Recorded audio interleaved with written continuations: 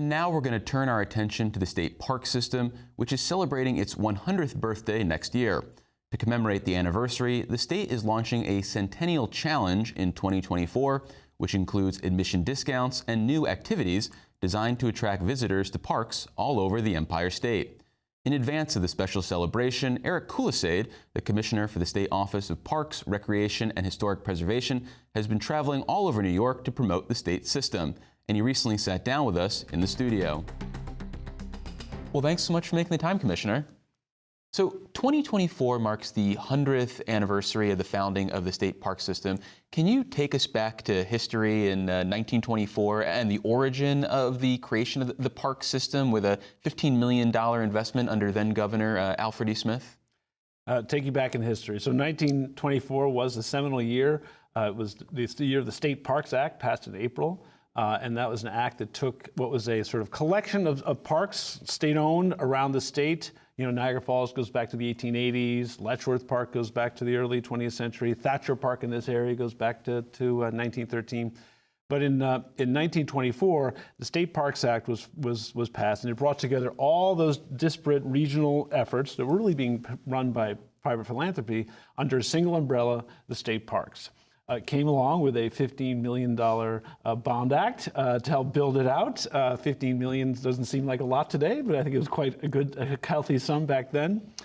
And what it launched was a period of incredible growth and expansion of the mandate of parks, right? Parks until that moment had really been, as much as anything, focused on preserving those special scenic places, Niagara Falls, the Letchworth Gorge, Thatcher, those singular landscapes, singular vistas, singular items that really you didn't get anywhere else. And in that year, and from that period forward, there began to be a focus on recreation. You know, New York was booming then, burgeoning cities, teeming cities, and it needed places to provide recreation for the working class. And so you have a lot of expansion into the beaches, the Jones beaches, a lot of those ocean beaches come into play then. A lot of the work at Harriman, at the Hudson Valley, these places where you have big destination for beaches and recreation started to come into play in the next 10 years. 55 parks over the next 10 years open. So it's an important year, not just for the collection, but also sort of a change in approach and an expansion of the mandate and breadth of what they were trying to achieve. And fast forwarding to recent years, how has the park system tried to live up to that initial mandate? Have we been building more parks? Have we been trying to create new recreation opportunities? How do you see your job today manifesting that original 1924 mandate? So that 1920, so after that year, so like I said, and actually during the 30s, the WPA, the Civilian Conservation Corps, again, a lot of those people put to work in parks, right, to build out parks. That continued into the 50s and 60s. You saw sort of the Great Society. You had a lot of federal dollars start coming in the 60s, under the Land and Water Conservation Fund. It allowed continued expansion. But then you really began to see at the end of the 20th century continued expansion here and there as it came up, but you ran into a real disinvestment in the infrastructure, right? And you see pools closing, you see more than one lake beaches closing. Yet there was a lack of investment. And it wasn't until the last 15 years that really almost 40-year backlog of disinvestment has started to be addressed. And so right now, we've been very fortunate. So I should say, so during the Pataki administration, there was a huge expansion of our park system. I think we expanded by nearly 10% during that period, just your acreage and new parks and new areas. But in the last 15 years, we've been blessed with increased capital. We're still not there yet. We're still level setting what the right level of capital is to take care of this dramatic system, 5,000 buildings, thousands of miles of trails, really 36 golf courses, pools, really a huge portfolio of recreational infrastructure. So right now, sort of looking forward, we are focusing on, okay, let's make sure that we are taking care of what we have. Right, so we are going back into those places where there's still closed facilities. We still have closed pools, closed beaches. Lake Sebago down in the Harriman State Park, which is outside New York City, is a beach that we closed in 2011 due to a tropical storm, Irene and Lee, and we've not been able to reopen because we didn't have the capital. So we're going back into those places. We do expand. Governor Hochul herself opened a new park in Kingston at an old quarry, the Sojourner Truth State Park. That we are It's a lovely, it's actually a beautiful landscape despite the kind of its industrial past. It used to be a quarry. It's a lovely place. The Empire State Trail runs through it. We're looking at possible swimming opportunities in quarry lakes and things like that there. And then we're also thinking about how are we going to be in the future, right? We have this century. What's the next century going to be about? Climate change, equity, diversity, all those kinds of things. So we are the largest shoreline owner in the state of New York, and so you look at those beaches, those barrier islands off the South Shore of Long Island. Those are a lot of our parks. So we've got a plan for the future of sea level rise, stormwater. Just this summer, Bear Mountain in the Hudson Valley, very popular park in the Hudson Valley, was closed for 3 months because of a storm that ripped through in July. Right, it was not a tropical storm; it was just 8 inches of rain over a very short period that washed a whole lot of the hillside down into the park, closed down our water system. So that was closed most of the summer. So we've got to address climate change. And then, as facilities come available, we need to expand. And I think that, the whole system was developed with not a big urban footprint. And there's opportunities for us. Sojourner Truth in the city of Kingston. Right. High Falls, which is on the Genesee Gorge in Rochester, is one of those places we're looking at, where there's an effort to create a state park there. So I think there's an opportunity for us to fill out the portfolio, right, and be in some of the major cities around the state too. So looking ahead to 2024, which is, as we mentioned, the centennial anniversary for the state park system, what are you looking to do to celebrate the state park birthday? So, we kicked it off this summer. This summer I did a 2-day tour of 10 stops in 2 days, ran around the state, being a little bit silly, but had a totally good time, showing the breadth and scope of what our state park system is to sort of build momentum. Next year, we'll have a state park challenge, 24, we'll give you a list of 100 parks, 100 destinations across the system, and people can get a little piece of paper and check off where they've gone and get a sort of prize at the end of the summer.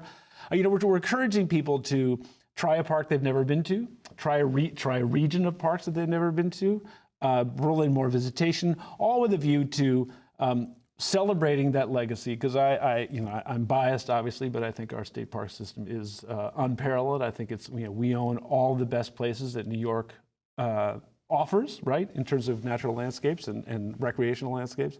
So it's a chance to celebrate that, help bolster our advocacy and our goals for having more capital, continue to rebuild the system and put it at a level where it should be, to enhance that visitor experience, and actually also to celebrate the past. We're actually going to start a share your story sort of on our website where people will be able to go in, upload materials, tell their stories, tell how the state park system has enhanced their lives, right? So there's a lot of fun stuff that serves to just remind people how special the New York State Park System and how exceptional, unique, singular this state park system is.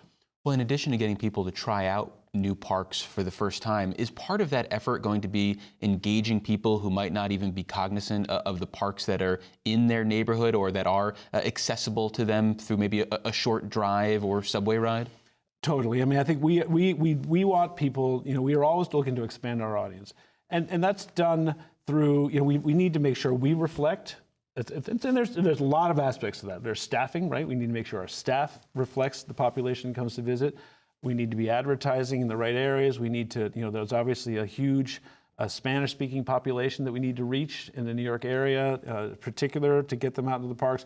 We need to reduce those barriers to entry in many ways. I mean, I think that, you or I or many people know how to access a trail, know what a trail map means, but we need to sort of make it easy for people to get out there. Yeah, so it's continuing to offer language services so that people can come into the parks and make their own experience, right? And not everybody, not every culture, not every ethnicity enjoys parks the same way. And so we also have to be flexible and let people come in and enjoy nature the way they like to.